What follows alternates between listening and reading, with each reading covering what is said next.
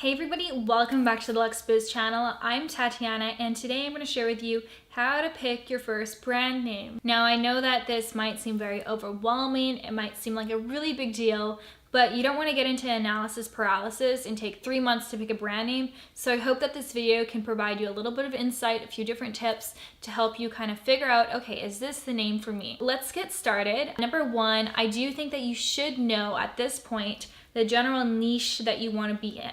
So you don't have to know the specific products that you want to sell, but at least have an idea of where you want to go with your brand, where you want to take it. Are you going to be in the gardening? Are you going to be in the animal niche, puppies and cats and dogs and all that?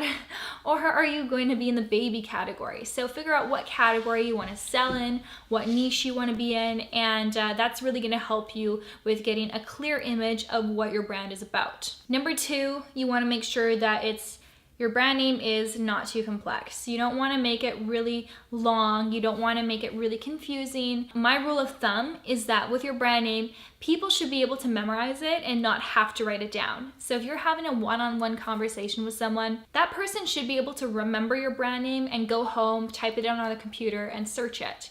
They shouldn't have to whip out a pen and paper to write it down. Or if you're driving down the street and someone sees your billboard and has a brand name, you know, that person only got a couple seconds to really interpret that and register that brand name. And if it's a really long name with weird spelling, they're not gonna get it and that's gonna be a lost sale. So just make sure it's short and sweet. Also just make sure that, you know, you can get creative with your brand name, but make sure that it's not too fancy because you got a lot of weird spelling. People are just not gonna remember how to spell it. So keep it simple and also make sure that your brand name isn't interpreted the wrong way in different languages. So, you know, in English, your brand might be fine, but maybe in French, your brand is a profanity word or something like that. So be careful with that. And next, I want to mention that you should definitely make sure to take advantage of playing around with words. So yes, keep it short and sweet. Make sure it's not too complex, but at the same time, you know, when you do your trademark search, you're going to notice that a lot of the simple terms have already been used, are already trademarked.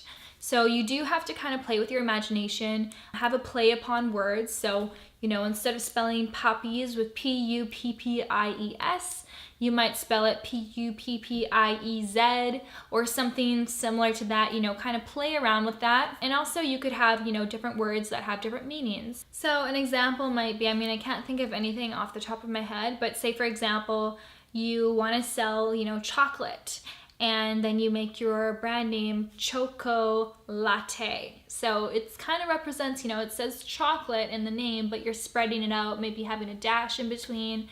You can also have like a cool like latte, cup of a latte, say you're a coffee shop and you, yeah, so Choco Latte, something like that. You know, just get creative basically is what I'm trying to say, but not too creative where it gets confusing and hard to memorize. Once you've decided on that, just make a big list. And what I would suggest doing is you can kind of cancel out the ones that you really don't like, but then when you're getting to the stage where it's hard to really choose between one or the other, get other people's opinions. Post it on Facebook, join a Facebook group for, you know, a business, or ask your family and friends and be like, hey, which one do you like more? Which one do you prefer? What does this mean to you? You know, how do you interpret this? Don't give them any idea about the background of the business. Don't give them any idea about what niche it is. Just ask them, how do they see this? What does it represent to them? And then, you know, if it's on point and it's like a puppy brand, they say, oh, it seems like you're selling animal toys. Perfect. But if you're selling animal toys and they say, oh, it seems like you're selling coffee, well, that brand name's not going to work. So get other people's opinions. Then what you want to do is search for trademarks. So actually you should probably do this beforehand. So search for trademarks, make sure that nothing that you're using in your brand names is trademarked. I'll link down below the website for the government of how you can search for trademarks. It's super simple. And yeah, just make sure that the one that you pick is not trademarked. Even if it's a dead trademark within the last 5 years, don't pick it. Of course, you don't want a live trademark, but the dead ones within the last 5 years, I would suggest not picking them. And then finally, I mean, you can use your brand name without actually having to trademark it. You are allowed to do that. You only risk that somebody else is also going to be using that brand name. Maybe someone uses it 6 months after you, but they actually went in and put a trademark on it. So you do have some risk when you don't trademark your brand name, because at any point in time, someone else could trademark it, and then you're gonna have to change your whole branding. But you know, when you're small, it's around $500 to trademark your brand name, and you can do this yourself. You don't have to hire a lawyer to do it. I've done my trademarks by myself. It's super simple, but you know, it is $500, so it can be quite costly. So I would, you know, hold off on that.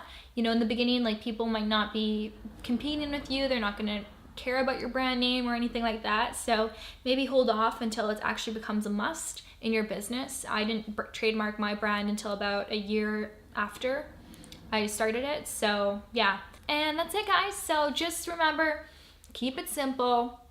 Don't get too confusing. Make sure it's short so people can memorize it. Make sure it has to do with your niche. You know, best if someone can actually say, you know, get an idea of what your niche is as soon as they see the title. And of course, make sure it's not trademarked. I hope this video helps you.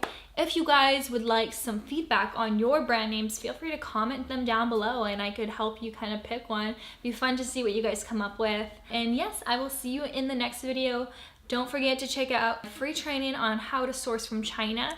It's awesome. It will tell you step by step on what I do. It's a 30-minute long video, so check it out on the link down below, and I'll see you guys later. Bye.